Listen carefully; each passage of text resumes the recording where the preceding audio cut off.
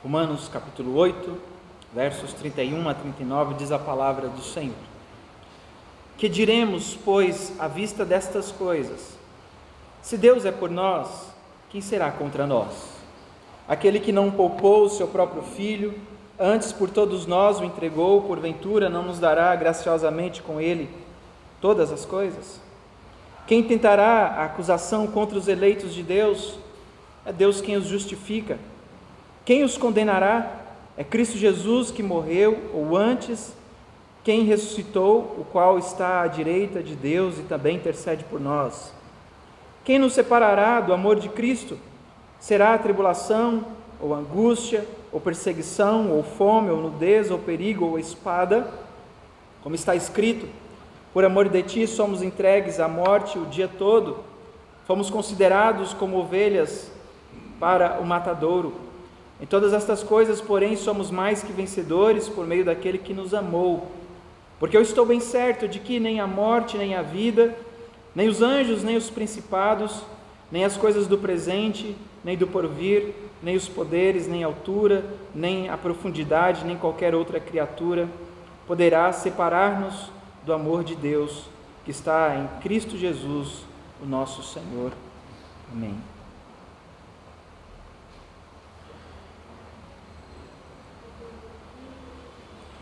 Meus irmãos queridos, o capítulo 8, versículos 31 a 39, aqui da carta que Paulo escreve aos crentes de Roma, caminha para um clímax, apresentando a garantia que nós temos da salvação e da santificação em Cristo Jesus. Não importa quais sejam as circunstâncias, meus irmãos, nós somos mais que vencedores, através de Jesus Cristo que nos amou e a si mesmo se entregou por nós. Existe, portanto, alguma coisa que possa derrotar, destruir, pausar os propósitos eternos de Deus para nós? Os propósitos eternos de Deus para os seus eleitos? Alguma coisa, meus irmãos, pode nos separar do amor de Cristo por nós? Existe algum poder neste mundo, força, que possa impedir que Cristo nos ame profundamente como Ele tem nos amado?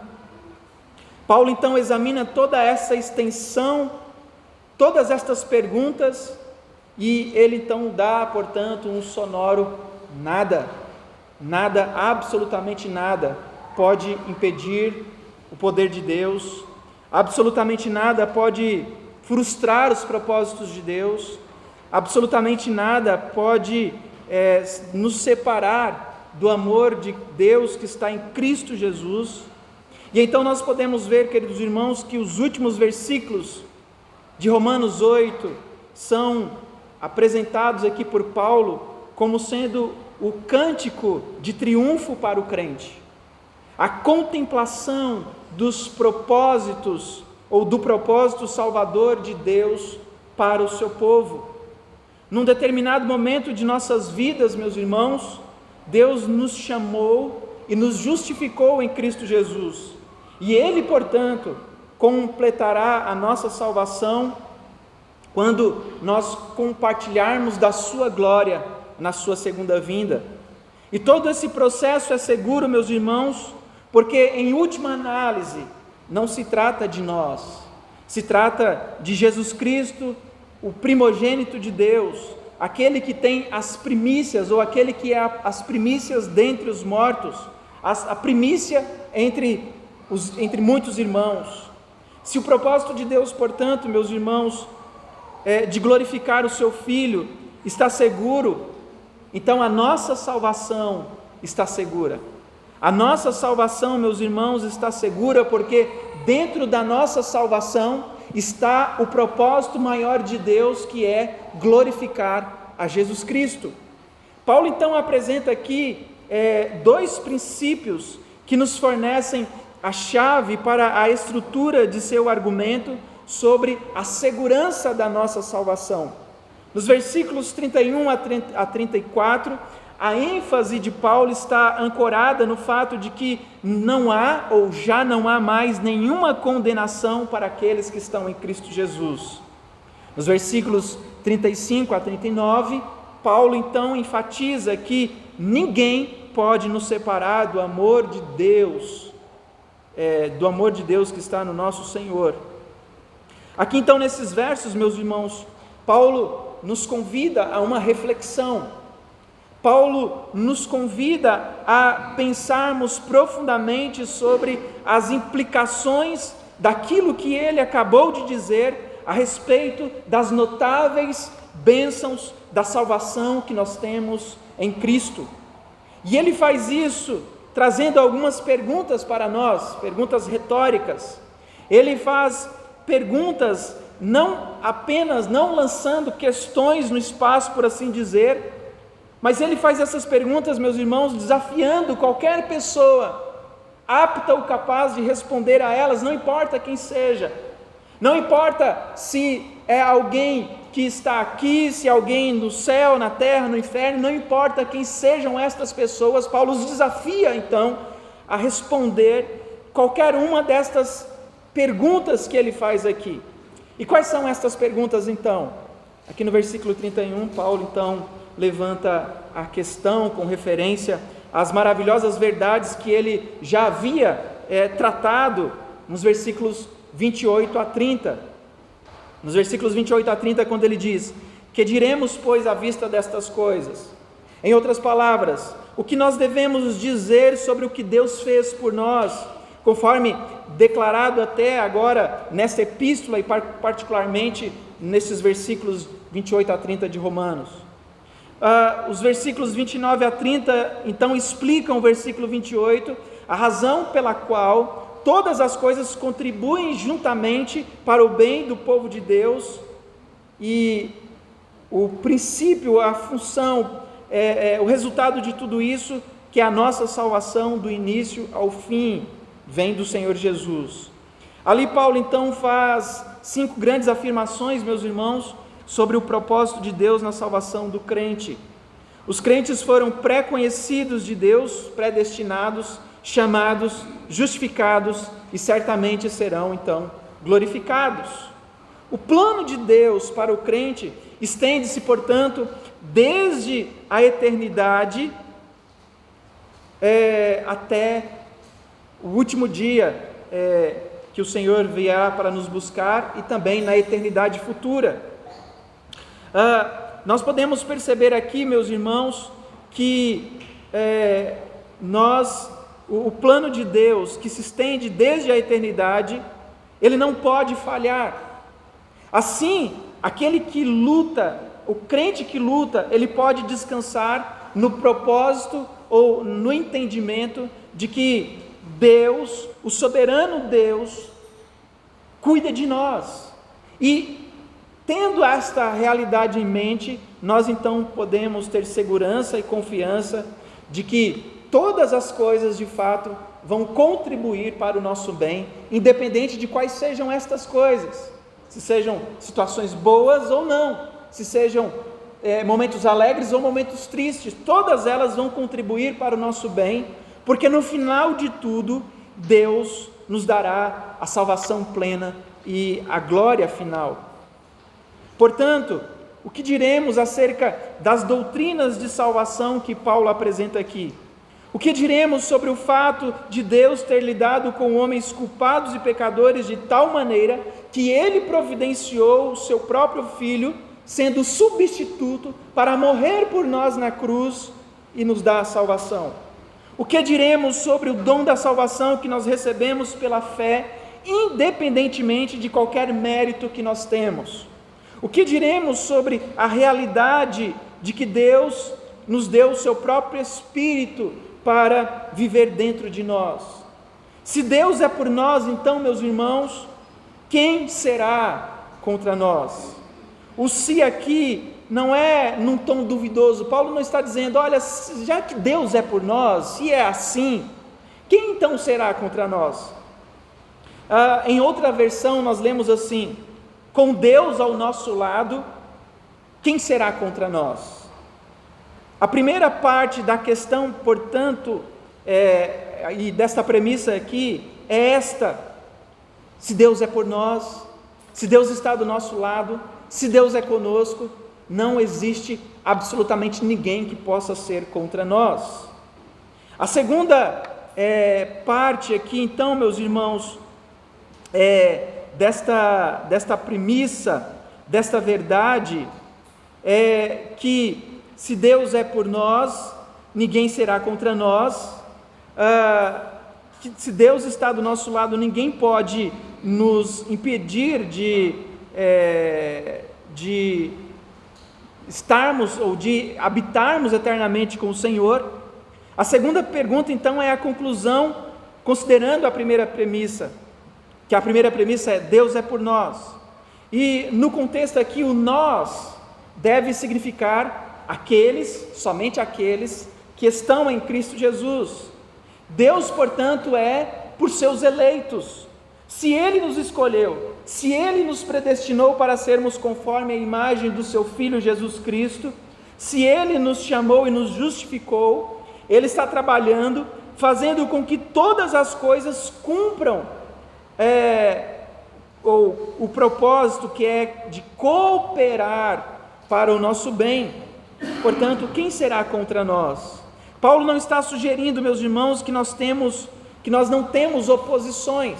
Paulo não está dizendo aqui: olha, já que Deus é por vocês, já que Deus está com vocês, já que Deus os sustenta, não haverá inimigos em seu caminho, não haverá empecilhos na sua frente, não haverá inimigos diante de vocês. Não é isso que Paulo está dizendo. Ele não está dizendo que nós não temos oposições. Todos nós sabemos, meus irmãos, que como crentes nós temos muitos adversários.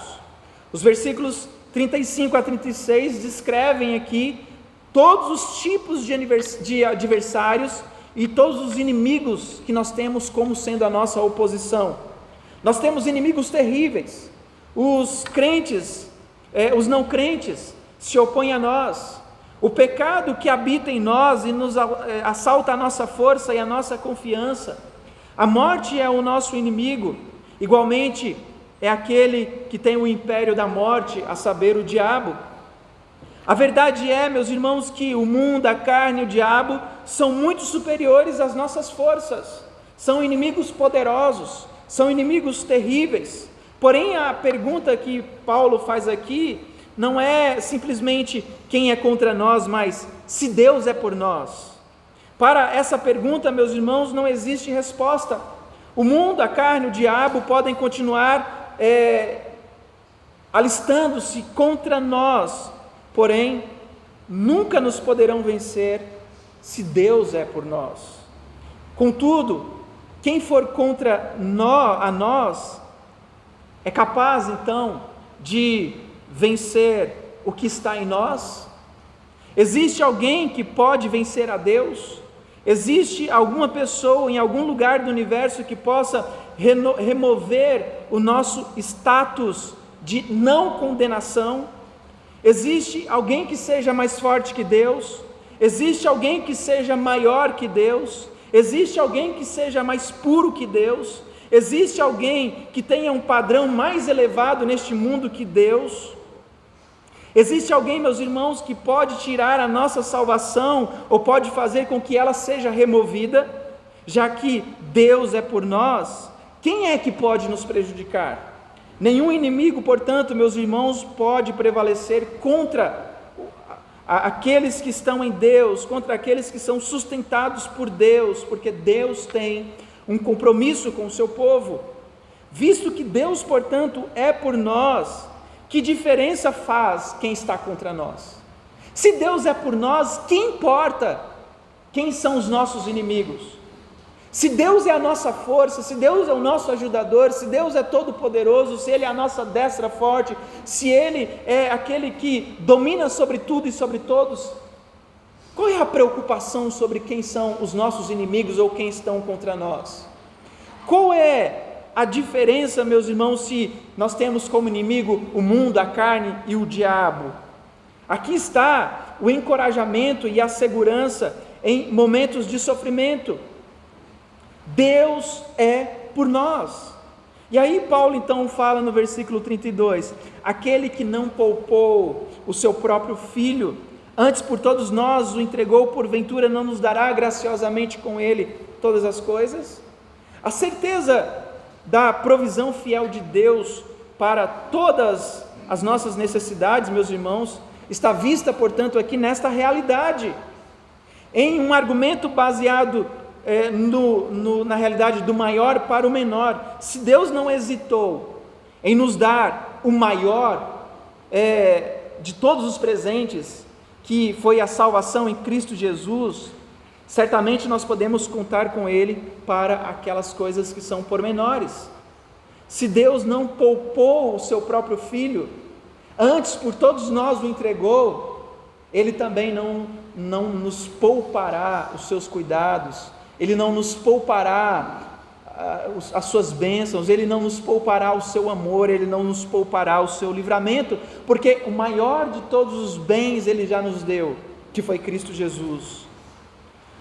Aqui então, meus irmãos, as mentes mortais nunca compreenderão o sacrifício que Deus fez para trazer a redenção dos seus eleitos. Para o Filho, meus irmãos, para Cristo Jesus, isso significou a rejeição da nação de Israel, a agonia física da cruz, a dor final da separação entre ele e o seu Pai, a penalidade que ele sofreu e que ele pagou em nosso lugar. Para o Pai, isso significava desistir do seu Filho, permitir que homens pecadores o pregassem na cruz e derramasse sobre ele a sua ira. A ira de Deus foi derramada sobre o seu amado, sobre o seu Filho. O Filho suportou voluntariamente a agonia da cruz para fazer a vontade do seu Pai e dar glória a Ele. O Pai voluntariamente entregou o seu Filho para que por meio do seu sacrifício o Filho pudesse ser glorificado. Imagine o coração de Deus, meus irmãos, ao ouvir o apelo de Jesus Cristo no Getsêmani. A teologia contemporânea tenta, portanto, meus irmãos, fazer da cruz de Cristo a medida do nosso valor. Eles dizem: nós éramos tão valorosos para Deus, tão valorosos, que Deus enviou o seu Filho para morrer por nós. Mas isso não tem sentido nenhum. Isso é um grande equívoco, porque, meus irmãos, a cruz do Calvário não é a medida do nosso valor. A cruz do Calvário é a medida do amor de Deus, de sua ira e do seu juízo. A cruz, meus irmãos, atribuiu valor aos pecadores que receberam o dom da salvação. A cruz não é a evidência do nosso valor, mas a cruz é a fonte do nosso valor. Nós somos valorosos para Deus porque Cristo Jesus morreu por nós. Cristo Jesus morreu por nós, não porque éramos valorosos, mas Cristo Jesus morreu por nós para nos tornar valorosos para Deus. E o valor que nós temos, meus irmãos, é Cristo. Não há nenhum outro valor em nós a não ser Cristo Jesus. Deus nos ama, Deus nos liberta, Deus nos salva, Deus prepara para nós a redenção, Deus prepara para nós a glória eterna, porque todo o valor que nós temos é porque Cristo Jesus habita em nós. O valor que nós temos está em Cristo. Sem Cristo nós não temos valor nenhum. Sem Cristo nós estamos perdidos. Sem Cristo nós não temos paz. Sem Cristo nós não temos Deus, meus irmãos. Portanto, o valor que nós temos está em Cristo, e se Deus entregou o seu Filho amado, seu precioso Filho para nós, então não é difícil para nós entendermos que Ele, portanto, nos dará gratuitamente todas as coisas. Às vezes, o versículo 32 aqui é arrancado do seu contexto e é mal aplicado. Alguns dizem: Deus prometeu dar-nos gratuitamente todas as coisas. Mas nós precisamos dar uma olhada melhor aqui, meus irmãos, para de fato ver se é isso que Deus está dizendo, porque por causa desse equívoco, alguns ensinam por aí que nós precisamos de uma casa melhor, de um carro melhor, porque Deus prometeu nos dar gratuitamente todas as coisas. Reivindique, portanto, de Deus, peça a Deus, coloque diante dele: Senhor, o Senhor nos prometeu dar gratuitamente todas as coisas. Mas isso é um equívoco, porque, meus irmãos, não é isso que o versículo 32 promete. O contexto é que nós podemos suportar fielmente toda tribulação, angústia, perseguição, fome, nudez, perigo, espada, porque Cristo Jesus nos sustenta através das promessas eternas de Deus. Deus que amou a cada um de nós e enviou o seu próprio Filho para morrer por nossos pecados, Ele dará a graça e a força que nós precisamos para suportar todas as provações por causa do seu Evangelho. Todas as coisas aqui devem, no entanto, ser limitadas a todas aquelas realidades essenciais que nós vemos aqui neste próprio texto. Ele propôs para nós todas as coisas. E olha aqui, meus irmãos, os versos 33 a 39, quando ele diz assim: quem os condenará? É Cristo Jesus. Quem tentará acusação contra os eleitos de Deus? É Deus quem os justifica. Quem os condenará? É Cristo Jesus quem morreu, ou antes quem ressuscitou, o qual está à direita de Deus e também intercede por nós. Quem nos separará do amor de Cristo? Será tribulação, ou angústia, ou perseguição, ou fome, ou nudez, ou perigo, espada? Como está escrito: por amor de ti somos entregues à morte o dia todo, fomos considerados como ovelhas para o matadouro. Em todas essas coisas, porém, somos mais que vencedores por meio daquele que nos amou, porque eu estou bem certo de que nem a morte, nem a vida, nem anjos, nem os principados, nem coisas do presente, nem do porvir, nem os poderes, nem altura, nem profundidade, nem qualquer outra criatura pode nos separar do amor de Deus que está em Cristo Jesus. Esses versículos aqui, meus irmãos, têm um tom distintamente judicial. Nós estamos sendo aqui, através desses versículos, levados a um tribunal para que nos seja mostrado que já não há condenação para aqueles que estão em Cristo Jesus. Imagina, meus irmãos, que nós estamos em um tribunal tentando entender a mensagem que Paulo está transmitindo nesses versículos. Na frente do tribunal, sentado ali, está o juiz. É ele que ouve o testemunho, é ele que vê as evidências e pronuncia o veredito. À esquerda do juiz está a promotoria assentada. A tarefa do promotor é fazer a acusação contra aquele réu, aqueles acusados, é provar que eles são culpados. À direita do juiz está aquele que deve ser acusado, e ao lado daquele que está sendo acusado está o seu advogado de defesa, cujo trabalho é argumentar em nome do acusado e em sua defesa. Antes de considerar a cena do tribunal de Paulo, que Paulo descreve aqui, meus irmãos, nós devemos primeiro ser lembrados de uma verdade fundamental, sem a qual as palavras de Paulo aqui falham em trazer um ponto, que é: assim como Deus ordenou que não haja outro Salvador além de Jesus Cristo, também não há outro juiz além de Jesus Cristo. Jesus Cristo, meus irmãos, tem dois papéis. O primeiro papel dele é como Salvador. Nós temos Cristo Jesus como nosso Salvador. Ele é aquele que morreu na cruz para nos redimir do nosso pecado. Mas o segundo papel de Jesus é juiz. Todos que o receberam como Salvador, nunca jamais precisarão temer e enfrentar a sentença de condenação que ele, como juiz, trará sobre toda a terra.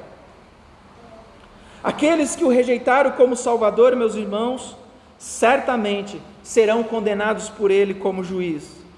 Esses dois papéis de Jesus aqui, juiz e Salvador, são ambos reivindicados por Cristo. Pois ele diz lá em João capítulo 5, 22, pois nem mesmo o Pai julga ninguém, mas ao Filho todo o julgamento.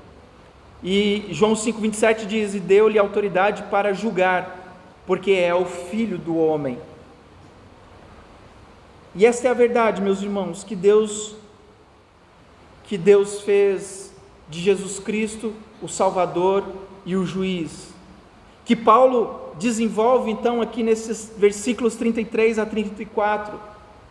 Pondere por um momento então, meus irmãos, esta cena do tribunal. Fora de Jesus Cristo, todo homem é um pecador culpado. O pecador acusado não tem defesa. Ele é, como Paulo disse anteriormente em Romanos capítulo 1, versículo 20, e Romanos 2:1, ele é indesculpável. Mas a salvação muda tudo isso. A cena do tribunal aqui se torna diferente, porque o pecador não é um pecador que não tem salvação. O pecador perdoado é aquele que não precisa sentar-se na cadeira de réu. Isso ocorre porque o promotor não pode fazer contra ele nenhuma acusação. O Pai, o juiz, nos declarou justificados em Cristo Jesus pela fé. Como que o juiz poderia nos condenar? Jesus Cristo foi condenado em nosso lugar. Ele ressuscitou dos mortos e agora está à direita de Deus Pai Todo-Poderoso e intercede por nós. O Filho amado do Pai, que teria sido o nosso promotor, tomou o nosso lugar e pagou a pena do nosso pecado. Mas mais do que isso, meus irmãos, tendo ressuscitado dentre os mortos, ele deixou o seu trono, ele sentou-se ao nosso lado, comprometido com a nossa defesa. Mas aqui, meus irmãos, nós também vemos que esta cena que Paulo apresenta aqui, ele aponta para uma outra realidade, para um outro acusador. Porque Satanás, ele era o nosso acusador. Ele estava diante de Deus em todo o tempo nos acusando. Ele acusa Jó de forma inequívoca, dizendo: Senhor, Jó é assim porque o Senhor o cerca de todos os cuidados, tire dele tudo o que ele tem e o Senhor verá como ele agirá. Satanás, meus irmãos, era aquele que nos acusava constantemente, mas quando Jesus Cristo desceu daquela cruz, quando Jesus Cristo completou o seu papel de redentor, quando ele ressuscitou dentre os mortos, ele tirou todo o poder que Satanás tinha para nos acusar. Agora, portanto, meus irmãos, já não há nenhuma acusação para aqueles que estão em Cristo Jesus. E aí então, quando ele nos acusa, meus irmãos, e nós poderíamos até mesmo dizer diante das acusações dele: sim, Senhor, eu sou culpado, sim, Senhor, eu pequei, sim, Senhor, eu falhei, sim, Senhor, eu fiz isso, tudo isso diz respeito à minha vida, porque eu era assim, eu fiz tudo isso. Mas então, meus irmãos, o próprio juiz, que é aquele que está ali para julgar e para trazer a sentença, ele diz: quem intentará acusação contra os eleitos de Deus? Aqueles que Deus de antemão conheceu, predestinou, chamou e glorificou. E então ele se volta para a mesa do promotor e diz: não há ninguém. A razão porque ninguém pode nos acusar, meus irmãos, foi porque Cristo Jesus morreu em nosso lugar. Ele recebeu a sentença que era nossa. Nós não poderíamos ficar sem nenhum tipo de acusação, nós não poderíamos ficar sem nenhuma sentença, nós não poderíamos simplesmente ficarmos livres de nossa culpa. A nossa culpa recaiu sobre alguém tinha que pagar a nossa pena. E Jesus Cristo, portanto, meus irmãos, foi aquele justo advogado que também recebeu a penalidade em nosso lugar. Quem os condenará? Versículo 34. É Cristo Jesus quem morreu, ou antes quem ressuscitou, o qual está à direita de Deus Pai Todo-Poderoso. Meus irmãos, ninguém pode anular a decisão de Deus. Não há tribunal de apelação. A corte celestial é a corte mais alta que existe, a suprema corte do universo. Este é o juiz que nos declarou justos, e é isso que significa ser justificado. É mais do que simplesmente um perdão. Quando um homem é perdoado, significa que ele foi julgado, considerado culpado, mas a punição que ele merecia foi posta de lado. Não fomos meramente perdoados, nós fomos justificados. Nós fomos declarados justos, porque Deus assumiu a nossa culpa em Cristo Jesus. Quando Cristo morreu, então, meus irmãos, nós vemos uma transação. Os meus pecados passam para Jesus, isso é chamado de imputação. E os méritos de Jesus passam para mim. Então, ali eu sou declarado justo, justificado diante de Deus. Se Deus é infinitamente justo, meus irmãos, se Deus é infinitamente poderoso, Ele não pode simplesmente nos libertar, nos isentar. Alguém tem que pagar a culpa. Quem paga essa culpa, quem paga essa pena é Jesus Cristo. E através da morte de Jesus, Ele nos justifica. Ele nos traz vida, Ele nos traz salvação, Ele nos traz perdão, Ele nos traz alegria plena. Meus irmãos, mas a progressão começa então, e Paulo continua dizendo, primeiro que não há ninguém que possa nos acusar, não há ninguém que possa intentar contra os eleitos de Deus, e ninguém pode nos acusar porque foi Jesus Cristo quem morreu, ou antes quem ressuscitou, o qual está à direita de Deus, ou seja, não existe ninguém que possa nos acusar.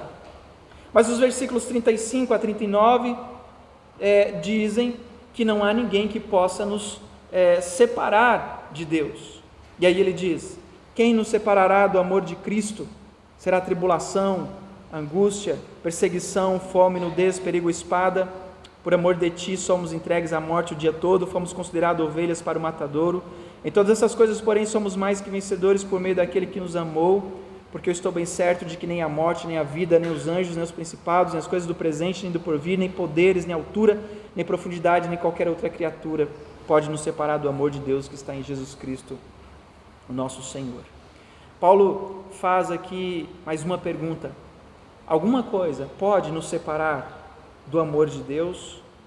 E voltando à ilustração do tribunal, meus irmãos, Paulo procura aqueles guardas da prisão que poderiam vir e tirar o acusado do amor de Deus. E ele continua sugerindo aqui 7 possibilidades. Eles são aqui um desafio para nos fazer pensar. Quem são esses que podem nos tirar o amor de Deus? Tribulação, sofrimento, perseguição, fome, nudez, perigo ou espada.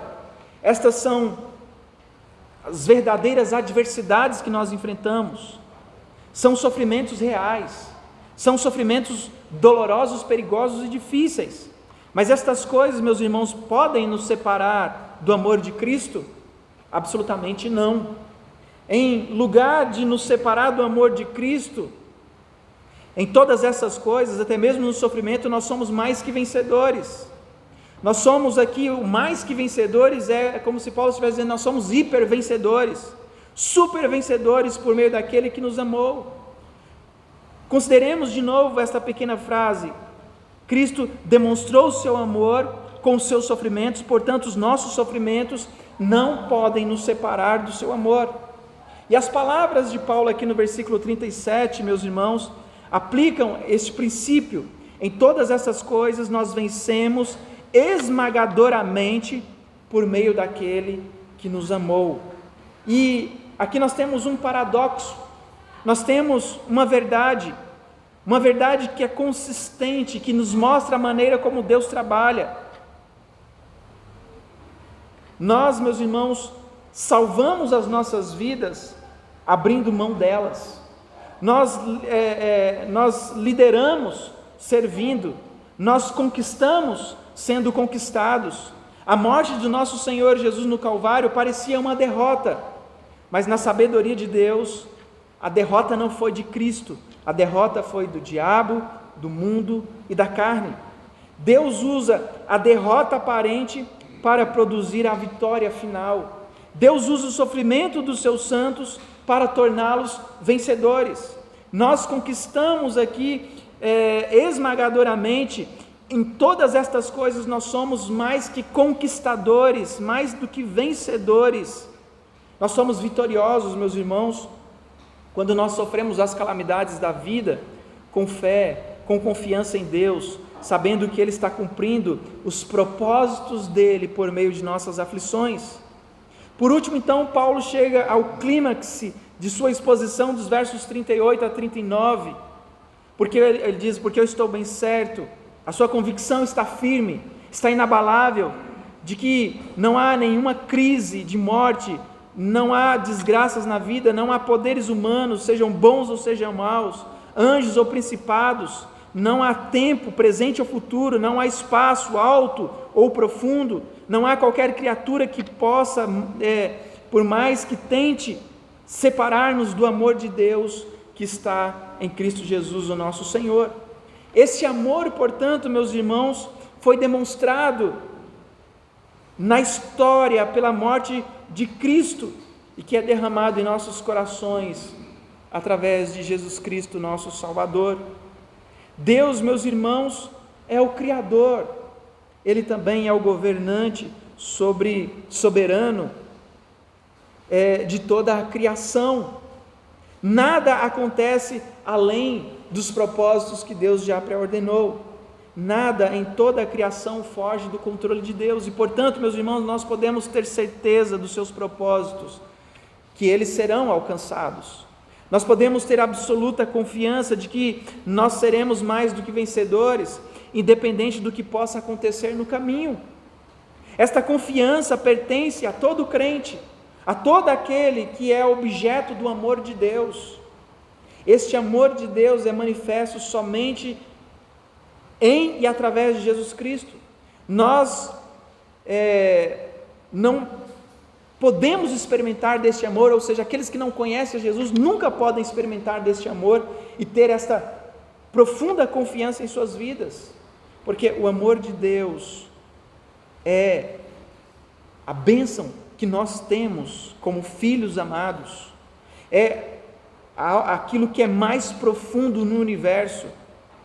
Nada neste mundo, meus irmãos, acima ou abaixo, pode, portanto, nos separar desta força poderosa que é o amor de Deus. Nada mais em toda a criação pode nos separar do amor dele, absolutamente nada.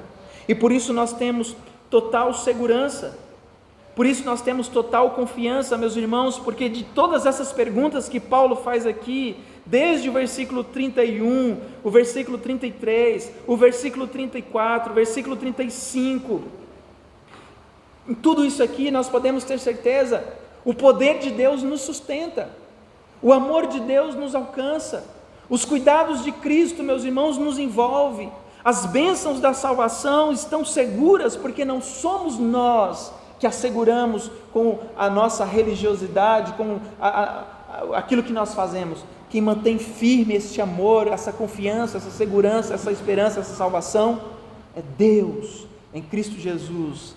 E nada pode abalar, nada pode confrontar, nada pode enfraquecer este poder, esta graça, esta bênção que nós temos em Deus. Por isso que Paulo fala, nem altura, nem profundidade, nem qualquer outra criatura pode nos separar do amor de Deus que está em Cristo Jesus, nosso Senhor. Nele nós estamos seguros. Nele nós podemos ter total confiança, meus irmãos. Esta é a maior e mais bela promessa que Deus nos faz. Em um mundo de desesperança, meus irmãos, aqui está o cerne de toda a nossa esperança e confiança. Em um mundo de lutas e dificuldades, em um mundo de morte, em um mundo caído, em um mundo de pecado, nós podemos ter certeza que nós estamos seguros, assim como Sadraque, Mesaque e Abednego estavam seguros naquela fornalha ardente. Eles estavam seguros ali porque Deus estava com eles. Nós estamos seguros, meus irmãos, porque Deus nos guarda com o seu amor, com o seu poder e com a sua graça. Portanto, em todas estas coisas, nós somos mais do que vencedores, por meio daquele que nos amou e a si mesmo se entregou por nós. Somos vencedores não porque fizemos algo, somos vencedores porque Deus fez algo em nós, porque Deus nos sustenta, porque Deus nos fortalece. Que Deus nos abençoe, queridos irmãos, que o Senhor nos guarde e nos conduza sempre em triunfo, em esperança e em segurança, até a nossa morada final, até a nossa cidade santa, Jerusalém Celestial.